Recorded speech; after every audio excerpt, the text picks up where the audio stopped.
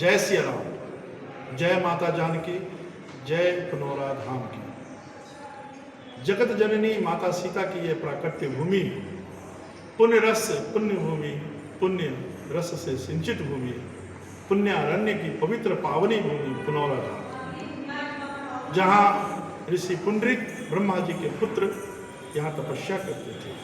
यहाँ पर वेद उच्चारण करते थे। ऋग्वेद, सामवेद, यजुर्वेद, अथर्ववेद की पढ़ाई यहीं पर होती थी। और चारों वेद के लिए यजुवार में यजुर्वेद, रीगा में ऋग्वेद, सामवेद और अथर्ववेद, सारे गांव अथरी में अथर्ववेद की पढ़ाई होती थी। और यह ऐसी पुण्य भूमि पुण्यारण्य थी जहाँ पे संत ऋषि मुनि ज्ञानी तपस्या करते थे। इसी भूमि पर पुंडरीक आश्रम पुण्यारण्य क्षेत्र में ही पूरब में चक्रवर ऋषि तपस्या करते थे, पश्चिम में खड्ग ऋषि तपस्या करते थे, उत्तर में कपिल ऋषि और श्रृंगी ऋषि तपस्या करते थे। और पुंडरीक आश्रम के दक्षिण में स्वयं भगवान परशुरामपुर में मल्लयुद्ध शस्त्र शास्त्र की शिक्षा देते थे। यह पुंडरीक ऋषि आश्रम क्षेत्र जहाँ जानकी जी प्रकट हुई, कालांतर में इसे राजा जनक जी ने दान में दिया था। और दान में देने के कारण यह भूमि राजा जनक जी की पुण्यारण्य क्षेत्र होते हुए भी यहाँ पुंडरीक ऋषि इस पे तपस्या करते थे।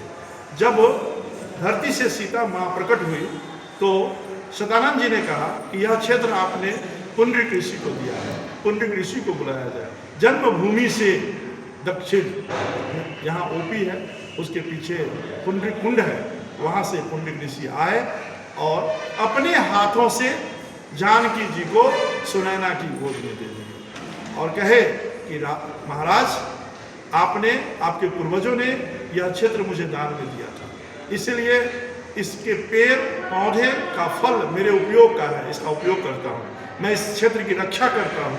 परंतु इस धरती के अंदर जो स्वर्ण है, आभूषण है, यहाँ के मणि हैं, वो सब आप ही का है। और ये तो मैं तो संत ठहरा, मैं तो पूजा पाठ में रहता हूँ, वेद पढ़ाता हूँ, इस बच्ची को आप ले जाएं और इसका पालन पोषण करें। और इसी प्रकार महर्षि पुंडरीक ने राजा जनक जी को, जानकी जी को अपने हाथों से सौंप दिया। ये धरती पुत्री अयोनिजा, भूमिजा, मिथिलेश कुमारी हो गई, जनकात्मजा हो गई, जनक दुलारी हो गई और मिथिला की शान हो गई, घर की किलकारी हो गई, जनक महल की शोभा हो गई। और सीता अष्ट सखियों के साथ जनकपुर में रहने लगी। और जब 6 दिन यहाँ बारिश जब लगातार हुआ तो श्री रजत द्वार जानकी मंदिर सीतामढ़ी धाम में छठी मनाया गया।